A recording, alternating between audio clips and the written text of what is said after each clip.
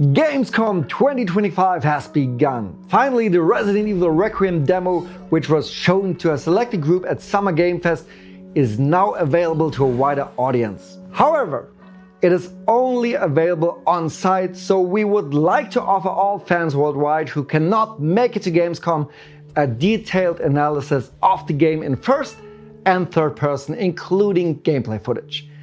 Let's talk about it.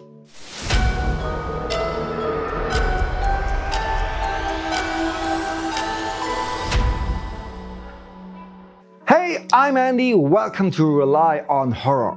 Resident Evil Requiem is the 9th installment in the series and is once again being developed by Resident Evil Revelations and Resident Evil 7 director Koji Nakanishi. We had the opportunity to test Resident Evil Requiem for you and would like to talk to you in detail about how the game plays, how the controls work, what special items are available this time, and how the difference between third and first person really plays out. Let's start with the controls. To get an overview, you can call up the map using the larger button on the PlayStation controller. You can aim with L2 and shoot with R2. In the demo, however, Grace could only throw bottles to distract an enemy. Interestingly, when examining the bottle, both the attack power and the range are indicated.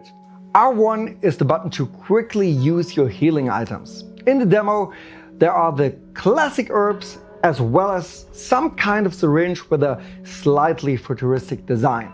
Pressing the directional pad up turns the lighter on and off so you don't attract too much attention, because even though there are no hordes of zombies in the demo, there is one enemy that sticks to you like dog poop on a shoe. A blonde BOW beauty about 10 feet tall who looks surprisingly like Grace's mother Alyssa Ashcroft with her blonde hair. The sounds are sometimes very reminiscent of Lisa Trevor, but I think that's a conscious decision to lead us astray. But no matter who she may be, she is the stalker in the demo and pursues us through the corridors of a sanitarium, which cannot be located in Raccoon City, as the corridors still look relatively clean and tidy. Apart from the huge holes in the ceiling through which the monster can crawl, similar to the xenomorph in Alien Isolation. Not only does this look creepy and cool, but she also needs this advantage because she is almost blind, does not react particularly well to light, and relies more on her hearing. She's also quite capable of learning, so if you hide under a barricade or a table too often and she catches you, she will simply smash your hiding place with her huge paws, grab you and bite your shoulder. This attack immediately brings your health bar into the red zone, and if you don't heal quickly enough, the second attack will finish you off. The gameplay is very similar to all other classic Resident Evil games. You have to find an angel key to open the angel door, or push a card against a cabinet to find a box containing a screwdriver, which you can use to open a small cabinet on the wall to remove a fuse and reinsert it elsewhere.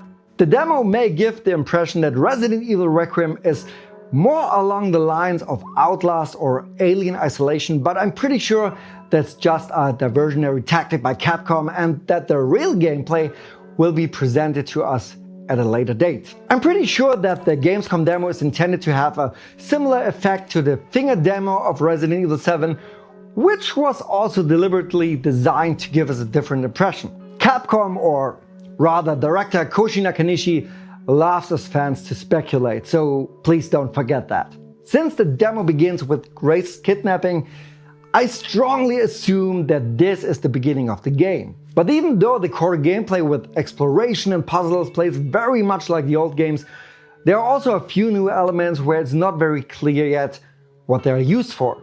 Among other things, you can find an empty tin can for ink ribbons, and the display in the menu shows that you can collect several of them.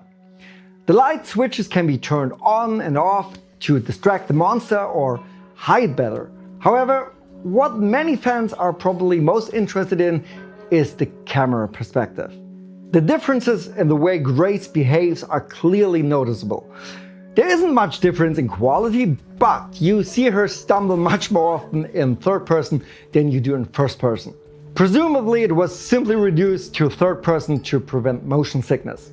Graphically, it's one of the most beautiful Resident Evil games you've ever seen, and the play of light and shadow in particular, as well as the reflections and details such as raindrops or sweat or the effect of the lighter on Grace's hair are simply impressive.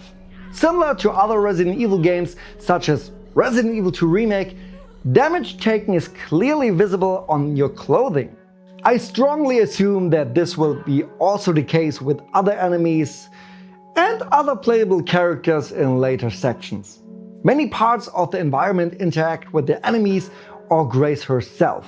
If Alyssa, I mean the monster with her huge foot, kicks a box on the ground, it moves too. Here you can see the clear difference between the non-interactive fog on the ground in Resident Evil 4 Remake, which was released for PlayStation 4, and Resident Evil Requiem, which is only available for PlayStation 5, Xbox Series S, X and PC. Many fans are currently asking about the playability of this demo from home, and I have good news and bad news for you in that regard. So yes, I think the demo will be made available to everyone, but unfortunately only a few weeks before the game's release. Capcom has done this with most other Resident Evil games in the past, and it wouldn't make sense to spend millions of dollars on a booth at Gamescom to attract people only to then make the demo available to everyone else at the same time.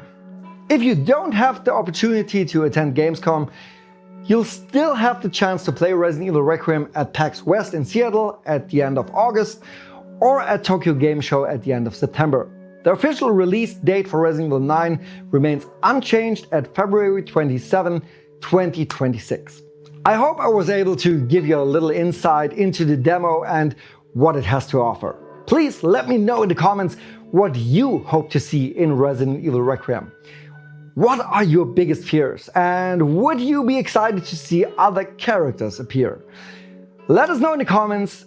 If you liked the video, don't forget to like and subscribe, and I see you in the next video.